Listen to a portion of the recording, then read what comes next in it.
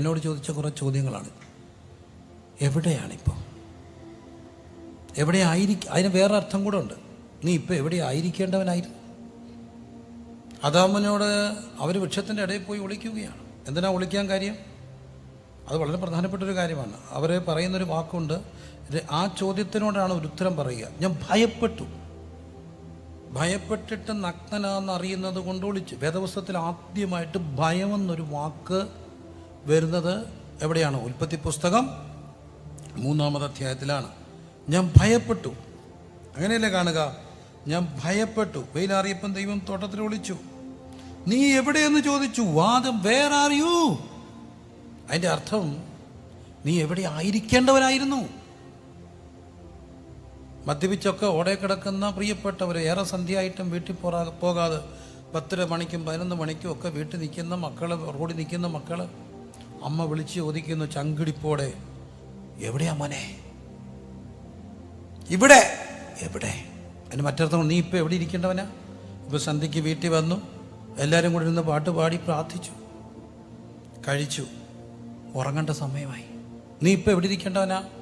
പ്രാർത്ഥിച്ച് നിൻ്റെ മുറിയിൽ പുതപ്പിനടി കയറി ഉറങ്ങേണ്ട സമയമാണ്. പക്ഷെ ഇപ്പം നീ എവിടെയാ? എവിടെയോ അലയ. എവിടെ ആയിരിക്കേണ്ടവനായിരുന്നു? എല്ലാവരും ഒരുമിച്ച് വീട്ടിൽ മദ്യപിച്ച് ഏറെ രാത്രിയിലും ബാറിൻ്റെ അരണ്ട ലൈറ്റ് തിരിക്കുമ്പോൾ ഓർക്കുക, ഭാര്യ വിളിക്കുന്ന അപ്പ എവിടെയാ? കുഞ്ഞുങ്ങൾ വിളിക്കുന്ന അച്ഛ എവിടെയാ? എവിടെ ആയിരിക്കേണ്ടവരായിരുന്നു? എല്ലാവരും ഒരുമിച്ച് പ്രാർത്ഥിച്ച് മക്കളെ കൊണ്ട് മുറി കിടത്തി പുതച്ച് മക്കൾ ഉറങ്ങിക്കൊണ്ട് പറഞ്ഞ് ഉമ്മ കൊടുത്ത് ഉറക്കിയിട്ട് വീട്ടിൽ മുറി വന്ന് ഭാര്യയോടൊപ്പം കിടക്കേണ്ടവൻ ഇപ്പം എവിടെയാ? Where are you? അപ്പം എവിടെ ആയിരിക്കേണ്ടവനായിരുന്നു എന്നുള്ളതിനും നമ്മൾ ഉത്തരം പറയണം. എവിടെ ആയിരിക്കേണ്ടവനായിരുന്നു? ആ എവിടെ ആയിരിക്കേണ്ടവനായിരുന്നു എന്നുള്ള ചോദ്യത്തിൻ്റെ മുമ്പിലാണ് ഭയം ഉണ്ടാകുക. ഭയം ഉണ്ടായപ്പോൾ എന്ത് സംഭവിച്ചു? അവിടെ കാണുന്നു, ഞാൻ തോട്ടത്തിൽ നിന്റെ ഒച്ച കേട്ടിട്ട് നഗ്നനാകൊണ്ട് ഭയപ്പെട്ടു. ചോദ്യം ഭയങ്കരമാണ്. എവിടെയാണെന്നുള്ള ചോദ്യത്തിന് ഉത്തരം പറയുന്നത് ഭയമാണ്. ഇന്ന് മനുഷ്യരുടെ വലിയൊരു പ്രശ്നമാണ് ഭയം, ഫോബിയ. എന്തുമാത്രം മക്കൾ, അത് വിശ്വാസ സമൂഹത്തിൻ്റെ ഉൾപ്പെടെയുള്ള മക്കൾ, പരീക്ഷയ്ക്കൊക്കെ നന്നായിട്ട് പഠിക്കുന്ന സുന്ദര കുട്ടപ്പന്മാരും തലേദിവസം രാത്രി വിളിക്കുക, പേടിയാ. കുഞ്ഞ് നീയെല്ലാം പഠിച്ചു, പിന്നെ എന്താ പേടിക്കുന്നേ? അറിയത്തില്ല. ഇടി കൊച്ച കൂടി വന്നാൽ നീ തോക്കും, അത്രയല്ലേ ഉള്ളൂ. പരീക്ഷയ്ക്കൊന്നും തോറ്റു അല്ല, തോക്കുന്നത് അല്ല, തോറ്റ എന്തോ പറ്റും? നീ പറഞ്ഞ തോറ്റ എന്തോ പറ്റാൻ? തോറ്റ എന്താ പറ്റും എന്നൊക്കെ ചോദിച്ചാൽ എനിക്ക് തോറ്റവരെല്ലാവരും അങ്ങ് നശിച്ചു പോയോ? ഒന്നുമില്ല. ചിലരൊക്കെ തോറ്റത് കൊണ്ട് അവരുടെ ജീവിതത്തിൻ്റെ വിളി തിരിച്ചറിഞ്ഞു. അപ്പോൾ ഒരാൾ തമാശയ്ക്കാന്നെങ്കിലും പറഞ്ഞു, പക്ഷേ ഒരു കാര്യം ശ്രദ്ധിച്ചോണം. എന്ത്? സ്കൂളിൽ, പഴയ ഗവൺമെൻറ് സ്കൂൾ, ഞാനിപ്പോഴത്തെ CBSE സ്കൂളല്ല, ഗവൺമെൻറ് സ്കൂളിൽ ഏറ്റവും ഫ്രണ്ട് ബെഞ്ചിൽ ഏറ്റവും ആരായിരിക്കും? മിടുക്കൽ. ഫ്രണ്ട് ബെഞ്ചിൽ ഇരിക്കുന്നവരാരാകും? ചിലപ്പോൾ അവർ എൻട്രൻസ് ഒക്കെ എഴുതും, എഞ്ചിനീയർ ആകും. സെക്കൻഡ് ബെഞ്ചിൽ ഇരിക്കുന്നവരാണ് LD ക്ലർക്ക്, ആ റാങ്ക്. 3-ാമത്തെ ബെഞ്ചിൽ ഇരിക്കുന്നവരായിരിക്കും പഞ്ചായത്ത് മെമ്പർ, ഓക്കെ, അല്ലെങ്കിൽ മാക്സിമം MLA യോ ഏരിയ കമ്മിറ്റി സെക്രട്ടറിയോ DCC ഒക്കെ ആകുന്നു. ഏറ്റവും 4th ബെഞ്ചിൽ ഇരിക്കുന്നവരാണ് ഉപദേശിയാകുന്നത്, ഭൂരിപക്ഷം. അപ്പോൾ ഈ പെൺപിള്ളേർ ഇതുപോലെ അങ്ങേ സൈഡിൽ ഏറ്റവും മുമ്പിൽ ഇരിക്കുന്നത് കൊച്ചു പിള്ളേർ, പഠിക്കാൻ മിടുക്കർ. 2, 3, 4-ാമത്തെ വരുമ്പോഴത്തെ അന്നത്തെ സമയത്ത് ഈ വലിയ പാവാടയൊക്കെ ഇട്ട് പ്രായമായവന് അവരായിരിക്കും നല്ല ഉപദേശി കൊച്ചമ്മമാർ. മക്കളെ പാടാ, കഴിച്ചിട്ട് പോരാ, മക്കൾ വന്നേടാന്നൊക്കെ വിളിക്കുന്ന അമ്മച്ചിമാരെല്ലാം ഈ പുറകിരുന്നവർ. അപ്പം പുറകിരുന്നത് കൊണ്ട് വല്ലതും പറ്റിയോ? ദൈവം പിമ്പരെ എന്താക്കും? മുമ്പരാക്കും. ജ്ഞാനികളെ ലജ്ജിപ്പിപ്പാൻ പോഷത്വാരുത്. അപ്പം പിന്നെ എന്തിനാ പേടിക്കുക? അറിയത്തില്ല. ഭയം. ഈ ഭയം ഉണ്ടാകാനുള്ള കാരണം എവിടെ ആയിരിക്കുന്നു അവിടുന്ന് മാറിയതാ. കർത്താവിനോടൊപ്പം സന്ധിക്ക് നടക്കേണ്ട മനുഷ്യൻ ഇപ്പം പേടിച്ചു. എന്താ കാര്യം? നഗ്നത എന്നുള്ളൊരു വാക്ക് മോശപ്പെട്ടൊരു വാക്കല്ല, ധ്യാനിക്കേണ്ട ഒരു വാക്കാണ്. നഗ്നത ഏറ്റവും ശുദ്ധമായൊരു വാക്കാണ്. നഗ്നതയാണ് ഏറ്റവും നല്ലൊരു വാക്കാണ് നഗ്നത, മോശപ്പെട്ടൊരു വാക്കല്ല. ആൺപിള്ളേരൊക്കെ കൊച്ചു പിള്ളേരായിരിക്കുമ്പോൾ 1-2 വയസ്സിൽ നമ്മൾ കണ്ടിട്ടില്ലേ ഫോട്ടോ എടുക്കുന്നേ? ഉടുക്കാക്കുണ്ടി ഇങ്ങനെ കൊച്ചി ഇറക്കാൻ അവനിങ്ങനെ ഓടി നടക്കും. നിക്കറൊക്കെ ഓടിയാൽ അത് വലിച്ചു പറിച്ച് അവൻ ഒറ്റ ഏറ് വെച്ചെടുക്കും. അത് ഒരു കുഞ്ഞിൻ്റെ നൈർമല്യതയാണ്. പ്രായമാകുമ്പോൾ അവൻ്റെ അവസ്ഥകൾ മാറും. അപ്പോൾ ആ നഗ്നത വിശുദ്ധിയുടെ ഒരു നഗ്നതയാണ്, കുഞ്ഞിൻ്റെ ഒരു നഗ്നത, മറയ്ക്കാനൊന്നും ഇല്ലാത്ത. പക്ഷേ ഇവിടെ കാണുന്ന നഗ്നത എന്നൊക്കെ നഗ്നനാക കൊണ്ട്. 2-ാം അധ്യായത്തിൻ്റെ അവസാന വാക്യം കണ്ടോ? ഇരുവരും നഗ്നരായിരുന്നു, അവർക്ക് എന്തില്ലായിരുന്നു? നാണം ഇല്ലായിരുന്നു. ആ നഗ്നത എന്താ? ഒന്നും മറയ്ക്കാനില്ലാത്ത നഗ്നത. ഭർത്താവിൽ നിന്ന് ഭാര്യയ്ക്കോ, ഭാര്യയിൽ നിന്നും ഭർത്താവിനോ, ഇരുവർക്കും ദൈവത്തിൽ നിന്നോ മറയ്ക്കാനില്ലാത്തൊരു നഗ്നത.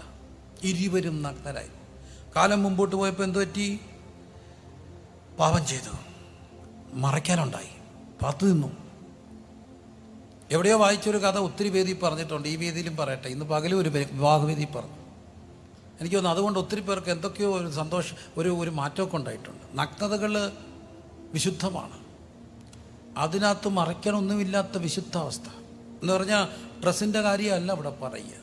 ദൈവത്തിൻ്റെ മുമ്പിൽ നിൽക്കുമ്പോൾ നഗ്നവും മലർന്നവുമായിട്ടൊക്കെ നിൽക്കുക എന്ന് പറഞ്ഞാൽ ഒന്നും മറയ്ക്കാനില്ല. ഭർത്താവും ഭാര്യയും ഭയങ്കര സ്നേഹമായിരുന്നു. അങ്ങനെ ആ സ്നേഹത്തിൻ്റെ ഊഷ്മളതയിൽ ദമ്പതികൾ മുമ്പോട്ട് പോകുമ്പോൾ ഭാര്യയ്ക്ക് എന്തോ അപൂർവമായ രോഗം. പതുക്കെ പതുക്കെ അവൾ മരണാസനയാവുകയാണ്. സ്നേഹനിധിയായ ഭർത്താവ് അടുത്തിരുന്നുകൊണ്ട് ശുശ്രൂഷിക്കുന്നു. അവരെ വിസിറ്റ് ചെയ്യാൻ വരുന്നവരൊക്കെ സ്നേഹത്തിൻ്റെ ആ വലിയ പ്രഭാവം കണ്ട്, ആ സ്നേഹത്തിൻ്റെ വലിയ നിറവ് കണ്ട് അസൂയപ്പെടുകയാണ്. കാണാൻ ചെന്ന സഹോദരിമാർ ഭർത്താവിനോട് പറഞ്ഞു, അവരുടെ ഭർത്താവിനോട് കുഞ്ഞ് കണ്ടുപഠിക്കുക സ്നേഹം. എന്തൊരു സ്നേഹം കൂടിയപ്പോൾ മരണാസനയായ ഭാര്യ ഭർത്താവിനോട് പറഞ്ഞു പോലും, ചേട്ടാ ഞാൻ മരിക്കും. മോളെ നീ അങ്ങനെ പറയില്ലേ, എനിക്ക് മറ്റൊരാളെ ഓർക്കാൻ ഒക്കില്ല. അങ്ങനെയല്ല, ഞാൻ മരിക്കാൻ സാധ്യതയാണ്. ഞാൻ മരിച്ചാൽ ചേട്ടനൊരു കാര്യം ചെയ്യണം, സത്യം ചെയ്യണം, പെണ്ണ് കെട്ടണം. ഇടി അങ്ങനെ പറയല്ലേ, എനിക്ക് വേറൊരു പെണ്ണിനെ ഓർക്കാനൊക്കെ ഇല്ല. ആ കെട്ടി വരുന്ന പെണ്ണിൻ്റെ മൂക്കിൽ എൻ്റെ മൂക്കുത്തി ഊരിയിടണം. ചേട്ടാ അങ്ങനെ പറയാതെ. ആ വരുന്ന പെണ്ണിൻ്റെ കാതിൽ എൻ്റെ കാതിപ്പ് ഊരിയിടണം. അങ്ങനെ പറയല്ലേ. ആ പെണ്ണിൻ്റെ കഴുത്തിൽ എൻ്റെ മാല ഊരി അവിടെ കഴുത്തിയിടണം. അങ്ങനെ പറയല്ലേ. പറഞ്ഞു വന്നപ്പോൾ അവൾ പറഞ്ഞെന്ന്, ആ വരുന്ന പെണ്ണിൻ്റെ കയ്യിൽ എൻ്റെ വള ഊരിയിടണം. പെട്ടെന്ന് അയാൾ പറഞ്ഞു, സോറിയടി, ഈ വള അവിടെ കയ്യെ കയറത്തില്ല. കാരണം മറ്റൊരു തടിച്ച കൈ അയക്കറിയാനും മറ. ഒരു ദിവസം പുറത്തു വന്നു. അപ്പോൾ ഓർക്കേണ്ടത്, മറയ്ക്കാനുള്ളവർക്ക് പേടിക്കേണ്ടി വരും. എന്നാൽ മറകളൊന്നും ഇല്ലാത്തവൻ പേടിക്കാതെ നിൽക്കും. കർത്താവ് ചോദിക്കുന്നു, നിനക്ക് വല്ലതും മറയ്ക്കാനുണ്ടോ? നീ എവിടെ ആയിരിക്കേണ്ടവനായിരുന്നു? എന്നും നൈർമല്യത്തോടെ സന്ധികളെ സ്തുതി കൊണ്ട് മുഖരിതമാകേണ്ട വീടുകൾക്ക് ഇന്നെന്ത് പറ്റുന്നു? ആരാധനാലയങ്ങൾക്ക് എന്താ പറ്റുക? നമുക്ക് ദൈവത്തോട് പ്രാർത്ഥിക്കാം. ദൈവമേ, എപ്പം ചോദിച്ചാലും നീ എവിടെയും ചോദിച്ചാൽ ഞാൻ ഇവിടെ, എന്നെ ആക്കി വെച്ചിടത്ത്. ഒരു ശുശ്രൂഷകനാണെങ്കിൽ അവിടെ ആക്കി വെച്ചെടുത്ത്, ഒരു ഏരിയ ലീഡറാണെങ്കിൽ അവിടെ ആക്കി വെച്ചെടുത്ത്, ഒരു സെല്ലിൻ്റെ ലീഡറാണെങ്കിൽ അവിടെ ആക്കി വെച്ചെടുത്ത്, ഒരു സൺഡേ സ്കൂൾ അധ്യാപകനാണെങ്കിൽ അവിടെ ആക്കി വെച്ചെടുത്ത്. ഐ എം ഹിയർ, ഞാനിവിടെ ഉണ്ട്. അങ്ങനെ പറയാൻ കഴിഞ്ഞാൽ പിന്നെ പേടിക്കേണ്ട ആവശ്യമില്ല. ഒന്നാമത്തെ ചോദ്യം, നീ എവിടെയാ? ആ ചോദ്യത്തിന് നാം ഉത്തരം പറയേണ്ട ചോദ്യമാ, നീ എവിടെയാ? രണ്ടാമത്തെ ചോദ്യം നാം കാണുന്നു കയീനോടാണ്. എന്താ ചോദിച്ചത്? കയീനോട് ചോദിക്കുന്നു, നിന്റെ സഹോദരൻ എവിടെ? യഹോവ കയീനോട്, നിന്റെ അനുജനായ ഹാബേൽ എവിടെ? Where is your brother? നിന്റെ സഹോദരൻ എവിടാ? അപ്പോൾ അവൻ ചോദിക്കുന്ന ഒരു കാര്യമുണ്ട്, ഞാൻ എൻ്റെ അനുജൻ്റെ കാവൽക്കാരനും. പ്രിയമുള്ളവരെ, ദൈവം നമ്മെ ഏൽപ്പിച്ച ഉത്തരവാദിത്തമുണ്ട്. നാം കാവൽക്കാരാണ്. ആരുടെ? സഹോദരങ്ങളുടെ കാവൽക്കാരാണ്. 83 വയസ്സുള്ള ചാക്കോ എന്ന് പറയുന്ന ഒരു മേസ്ത്രി അപ്പച്ചൻ ഞങ്ങൾക്ക് ഇന്നലെ നഷ്ടപ്പെട്ടു എന്ന് ഞാൻ പറയുമ്പോൾ അത് നഷ്ടമല്ല, മരണമെന്ന് എനിക്കറിയാം. എങ്കിലും സഭയ്ക്ക് നഷ്ടപ്പെട്ടു. 83 വയസ്സുള്ള ചാക്കോ അപ്പച്ചൻ അടക്കം കഴിഞ്ഞിട്ട് എളിയദാസൻ ഇവിടെ ഓടിയെത്തിയത്.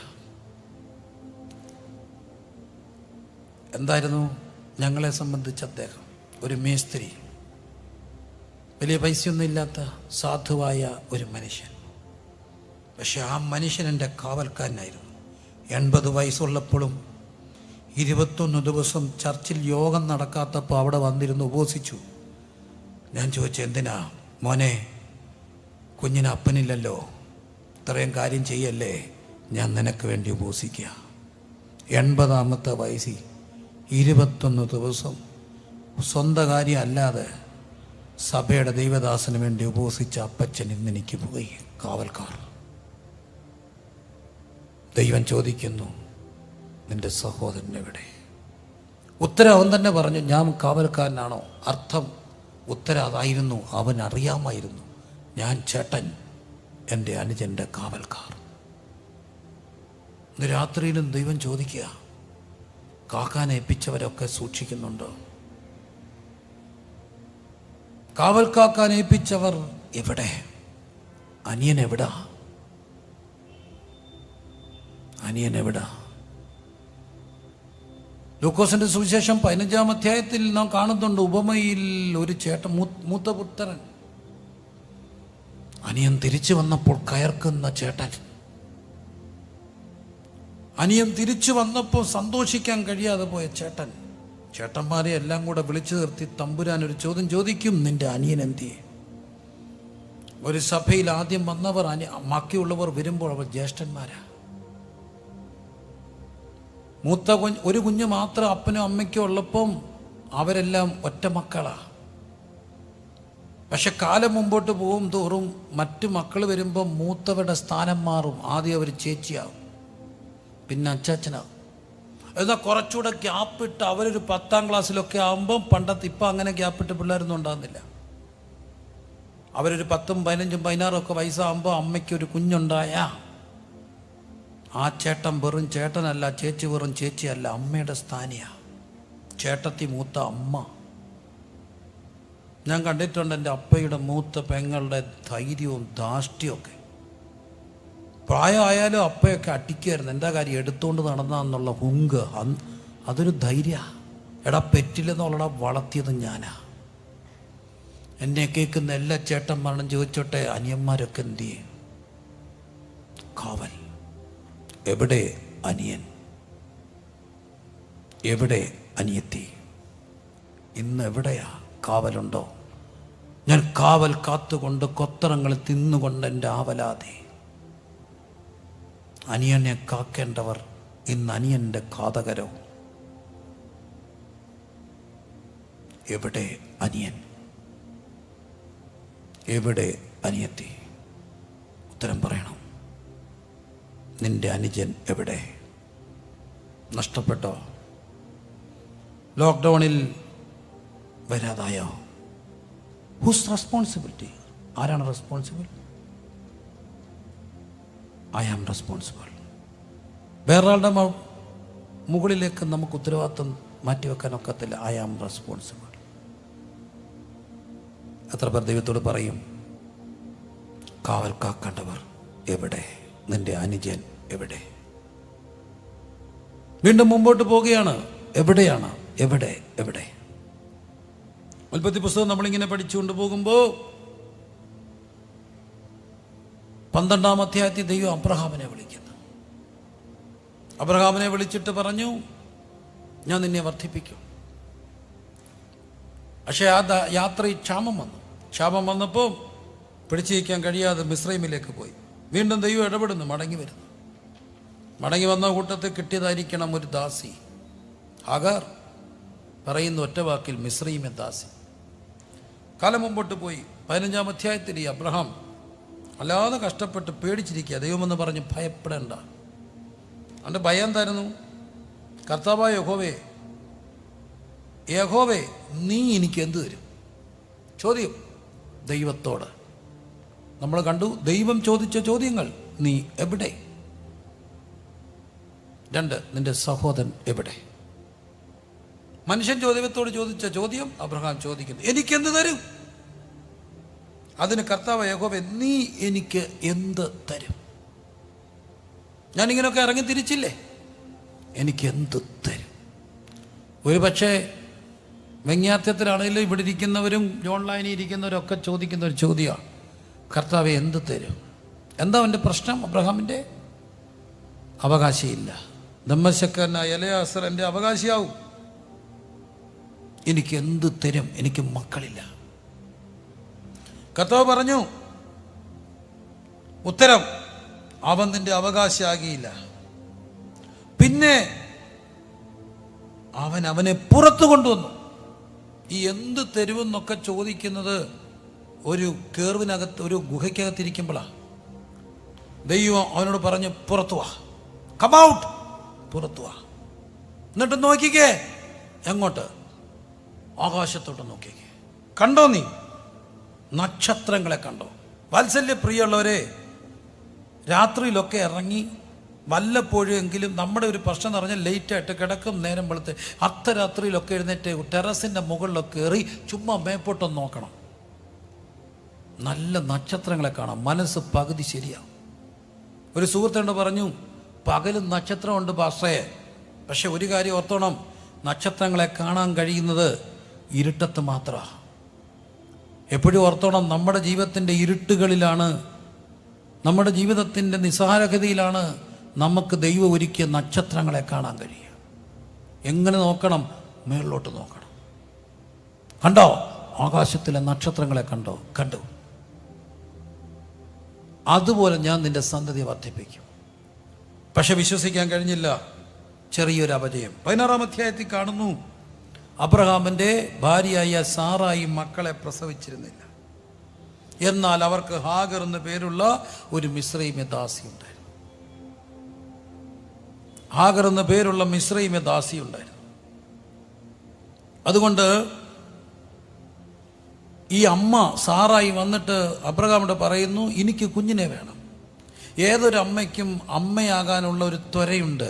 മാതൃത്വത്തിൻ്റെ വിളിയാണ് ഒരു സ്ത്രീയുടെ വിളി. സ്ത്രീത്വം പൂവണിയപ്പെടുന്നത് മാതൃത്വത്തിലാണ്. അമ്മയാകാൻ വിളിക്കപ്പെട്ടവൾ.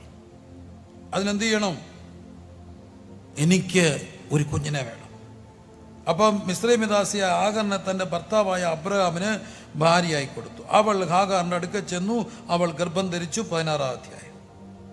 താൻ ഗർഭം ധരിച്ചു എന്ന് കണ്ടപ്പോ യജമാനത്തെ അവിടെ കണ്ണിന് നിന്ദിതയായി. ഇതൊരു വലിയ ഘടകമാണ്. മാറ്റങ്ങൾ മറ്റുള്ളവർക്കോട് ചിലപ്പോൾ നിന്ദയുണ്ടാക്കും. സത്യത്തിൽ ഹാഗറിനെ അബ്രഹാമിൻ്റെ അടുക്ക കൊണ്ടുവന്ന് ആക്കിയത് ആര്? സാറായി. പക്ഷേ സാറായിക്ക് മക്കളില്ല. ഹാഗർ ദാസി. അന്ന് വരെ അബ്രഹാം വരുമ്പോൾ അടുക്കളയുടെ പിന്നാമ്പുറങ്ങളിൽ യജമാനൻ്റെ മുഖത്ത് നോക്കാൻ മടിച്ചിരുന്ന ഹാഗറുടെ സ്ഥിതി അങ്ങ് മാറി. ഇപ്പം വയറ്റിൽ കുഞ്ഞു വരുന്നു. അബ്രഹാം, ഞാൻ അങ്ങനെ പറയുന്നുണ്ട്, ഒരു പച്ച മനുഷ്യനായി പറയുന്നുണ്ട്, ബുദ്ധിമുട്ട് തോന്നല്ലേ? അബ്രഹാം എന്ന അപ്പൻ അടുത്ത് നടന്നു പോകുമ്പോൾ ഹാഗാറിൻ്റെ ഉള്ളിൽ ഒരു തുടുകെട്ട്, ഒരു പെരുമ്പറ മുഴങ്ങുന്നു. അപ്പൻ പോവുക. ഇടയ്ക്കൊക്കെ പറയാൻ തുടങ്ങി കാണും, കുഞ്ഞിനോട് താണ്ടു പോകുന്നത് നിൻ്റെ അപ്പൻ. കേട്ടോന്ന് അറിയത്തില്ല. കുഞ്ഞൊരു ചവിട്ട്, ഒരു മുഴ, ഒരു ബഹളം വയറ്റി കിടന്നു. മനസ്സിലായി, അപ്പനെ കണ്ടതിൻ്റെ ആയിരിക്കും. ഹാഗർ പെതുക്കെ അടുക്ക ചെന്ന് ചോദിച്ചു കാണും, ചേട്ടാ ക്ഷീണിച്ചിരിക്കുന്നു, കയ്യിൽ തരട്ടെ? ചായ കുടിക്കണോ? പച്ചവെള്ളം തരട്ടെ? സാറായിക്ക് മുറുമുറുപ്പായി. ഇന്നലെ വരെ അടുക്കള നിന്നവൾ ഇപ്പം ചോദിക്കുന്നു, കാപ്പി വേണോ, ചായ വേണോ, ക്ഷീണിച്ചു പോയില്ലോ, ചോറിട്ടെ, ഇച്ചൂടെ തരട്ടെ? സാറയ്ക്ക് ഇടങ്കോലിട്ട് കാണാം, ഇല്ലായിരിക്കാം, മുഖം മാറി, പക്ഷെ നിന്നിച്ചു. ഒരു കാര്യം എപ്പോഴും ഓർത്തണം, മാറ്റം വരുത്തിയവരെ നിന്ദിക്കാൻ കാരണമാകല്ലേ. മാറ്റം വരുത്താൻ കാരണമായവരെ നിന്ദിക്കാൻ കാരണമാകല്ലേ. മലയാളത്തിലൊരു ചൊല്ലുണ്ട്, അത്തിപ്പഴത്തോളം അകനിന്നയുണ്ടെങ്കിൽ അദ്ദിക്കിലെങ്ങും ഐശ്വര്യം വരത്തില്ല. അത്തിപ്പഴത്തോളം അകനിന്നയുണ്ടെങ്കിൽ അദ്ദിക്കിലെങ്ങും ഐശ്വര്യം വരത്തില്ല. മാറ്റങ്ങൾ നിന്നയ്ക്ക് കാരണമല്ലേ. ഓൺലൈനാണെന്നറിയാം, എങ്കിലും പറയട്ടെ, ഒത്തിരി പേരെ സുവിശേഷ വേലയ്ക്ക് സമർപ്പിച്ച, കൊണ്ടുവന്ന, വളർത്തിയ, വലുതാക്കിയ ഒരു വീടാണ് ഞങ്ങളുടെ വീട്. ആ കൂട്ടത്തിലൊരു ചെറുപ്പക്കാരനെ കൊണ്ടുവന്ന് ബൈബിൾ ക്ലാസ്സൊക്കെ പഠിപ്പിച്ച് ഉപദേശിയൊക്കെ ആക്കി മിടുക്കനാക്കി. കൺവെൻഷൻ പ്രാസംഗികനാക്കി. മിടുക്കൻ. ഭാഷ ഇങ്ങനെ ഒഴുകും. ആ ഭാഷ ഇങ്ങനെ ഒഴുകും. എന്തൊരു ഭാഷാശൈലിയൊക്കെ കൂടി പ്രോഗ്രാമൊക്കെ ആയി ആകെ ആളങ്ങ് ഭയങ്കരമായി. എല്ലാവരും പറഞ്ഞ് ഭയങ്കര ഭാവിയാണ്. പൊട്ടിക്ക് അഹങ്കാരം ഇച്ചിരി നിന്ന് ഒരു ക്യാമ്പ് നടക്കുക, മക്കളെല്ലാം കേൾക്കണം. അപ്പോൾ ആ ക്യാമ്പിൽ, അന്നത്തെ ക്യാമ്പിൽ ചോദ്യോത്തരമുണ്ട്. ചോദ്യോത്തരം വലിയൊരു സംഭവമാണ്. മിക്ക പിള്ളേരും ചോദിക്കുന്ന ചോദ്യമുണ്ട്, ഓർമ്മയുണ്ട്? അന്നത്തെ കാലത്ത് മിക്ക പിള്ളേരും ചോദിക്കുന്ന ചോദ്യം, ദൈവത്തിൻ്റെ പുത്രന്മാർ മനുഷ്യൻ്റെ പുത്രിമാരെടുക്കുമെന്ന്. ആരാണ് ദൈവത്തിൻ്റെ പുത്രന്മാർ? ഇതൊക്കെയാണ് ആദ്യത്തെ ചോദ്യം. ഇതായിരുന്നു ഒന്നാമത്തെ ചോദ്യം. ഒരു ക്യാമ്പിൽ എന്നോടും ചോദിച്ചു, ആരാണ് ദൈവത്തിൻ്റെ പുത്രന്മാർ? ഞാൻ സിമ്പിളായിട്ട് പറഞ്ഞു, കർത്താവേ. കുടുക്ക് ചോദ്യം, എന്ത് പറയണം? രക്ഷിക്കപ്പെട്ടവൻ ദൈവത്തിൻ്റെ പുത്രൻ, രക്ഷിക്കപ്പെടാത്തവർ മനുഷ്യൻ്റെ പുത്രൻ. അപ്പം ദൈവത്തിൻ്റെ പുത്രന്മാർ മനുഷ്യൻ്റെ പുത്രിമാരെടുക്ക് വന്നെന്ന് പറഞ്ഞാൽ രക്ഷിക്കപ്പെടാത്തവൻ രക്ഷിക്കപ്പെടാത്തവനെ പ്രേമിച്ചു. അതിൻ്റെ അർത്ഥമാണ്. അങ്ങനെ ആയ അപകടമുണ്ടോ? അപകടമുണ്ട്. രക്ഷിക്കപ്പെട്ടവൻ്റെ അപ്പനാര്? ആര്? ദൈവം. രക്ഷിക്കപ്പെടാത്തവരുടെ അപ്പനാര്? പിശാച്. അപ്പോൾ രക്ഷിക്കപ്പെട്ടവൻ രക്ഷിക്കപ്പെടാത്തവരുടെ കല്യാണം കഴിച്ച അമ്മായിപ്പനാരാകും? പിശാച്. രാവിലെ വന്ന് വഴക്കുണ്ടാക്കും. നീ എന്തിനാണ് എൻ്റെ വെച്ചിട്ട് നോക്കിയേ? എന്തോടാ പറഞ്ഞേ? രാവിലെ വൈകിട്ടും വഴക്ക് കേൾക്കാം. ഇടപെടും, എല്ലാത്തിനകത്ത് ഇടപെടും, വേദി ഒരുക്കും. ഇത്രയേ ഉള്ളൂ. അപ്പോൾ ആ പുള്ളിക്കാരൻ പെട്ടെന്ന് അവരൊരു 5-6 പിള്ളേർ കൂടി ഒരു കളിയാക്കാൻ ഒരു ഡ്രാമയുണ്ടാക്കി. ക്വസ്റ്റ്യൻ ആൻസർ പറയേണ്ടിയിരുന്ന അവരുടെ ഒരു പ്രധാനപ്പെട്ട ബൈബിൾ കോളേജ് അധ്യാപകൻ, ഞങ്ങളുടെ ഈ പിള്ളേരുടെ ഭാഷ പറഞ്ഞാൽ സ്കൂട്ടായി, അങ്ങനല്ലേ പറയുക, സ്കൂട്ടായി, മുങ്ങിയങ്ങ്. എന്നിട്ട് എൻ്റെ അപ്പനെ പിടിച്ച് അവിടെ ഇരുത്തി. അപ്പയ്ക്ക് ബൈബിളിൻ്റെ വലിയ അറിവൊന്നും ഇല്ല, ആകെപ്പാടെ യേശു കത്താന്നറിയാം. എന്നിട്ട് ഇവരെ കളിയാക്കാൻ വേണ്ടി ചെയ്തതാണ്. എന്നിട്ട് ഈ കൊച്ചനെ എഴുന്നേറ്റ് എന്നൊരു ചോദ്യം ചോദിച്ചു, സർ, രക്ഷ നഷ്ടപ്പെടും. അപ്പം എനിക്ക് മനസ്സിലായി, ഇവൻ കൊടുക്കാൻ ചോദിക്കുക. നഷ്ടപ്പെടുമെന്ന് പറഞ്ഞാൽ ഇവൻ്റെ കയ്യിൽ ബാക്കിയുണ്ട്, നഷ്ടപ്പെടത്തില്ല. നഷ്ടപ്പെടത്തില്ലെന്ന് പറഞ്ഞാൽ ഇവൻ തെളിയിക്കും, നഷ്ടപ്പെടും. അപ്പം അതിനെ നോക്കിയിട്ട് പറഞ്ഞു, കൊച്ചേ, നഷ്ടപ്പെടുമോ ഇല്ലെന്ന് അറിയത്തില്ല, പക്ഷെ ഞാൻ ഒരു വെളിപ്പാട് കാണുന്നുണ്ട്, നീ നഷ്ടപ്പെട്ടു പോകുന്നു. പിറ്റേ ദിവസം തൊട്ട് കൂലിപ്പണിയായി, ഇന്ന് വരെ പ്രസംഗിച്ചിട്ടില്ല. ഇതാണ് എന്താ കാര്യം? അകനിന്ന. ഹാഗറിന്റെ ജീവിതത്തിൽ പറ്റിയത് നിന്നയാണ്. ഒരു മനുഷ്യനെ നിന്ദിക്കരുത്. എത്ര ഉയർച്ചകൾ മറ്റുള്ളവരെ നിന്ദിക്കാൻ കാരണമല്ലേ? അറിയാതെ ഇങ്ങനെ നമ്മുടെ അകത്തൊരു തുരയുണ്ടാകും. ആരായി നിന്ദിക്കാൻ? നമ്മൾ അനുഗ്രഹീതനായ ഒരു ദൈവദാസന്റെ ഭാര്യ തിരുവല്ലയിൽ വെച്ച് തൻ്റെ സ്കൂട്ടറിൻ്റെ പുറകിൽ വന്ന് ടിപ്പറടിക്കുമ്പോൾ ഓർത്തില്ല, ഇതെൻ്റെ വണ്ടി, എൻ്റെ വാഹനമാണ്.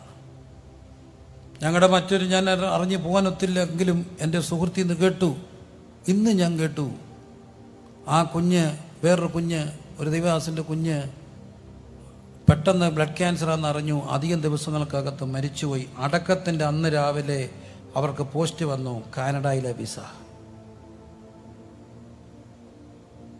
വീട്ടിൽ നിന്ന് മോൻ്റെ ബോഡി എടുക്കുമ്പോൾ എന്നോട് ഇന്ന് ജിബിൻ പൂക്കാല് പറഞ്ഞ, ബോഡി എടുക്കാൻ സമയമായപ്പോൾ അന്ന് വിസ വന്നു. ആരായി മനുഷ്യൻ? നമ്മൾ ആരാ? ഹൂവിയ. നിന്ദിക്കരുത്. ശകലം പോലും നിന്ന അകത്തുണ്ടാവില്ല. ആരോടും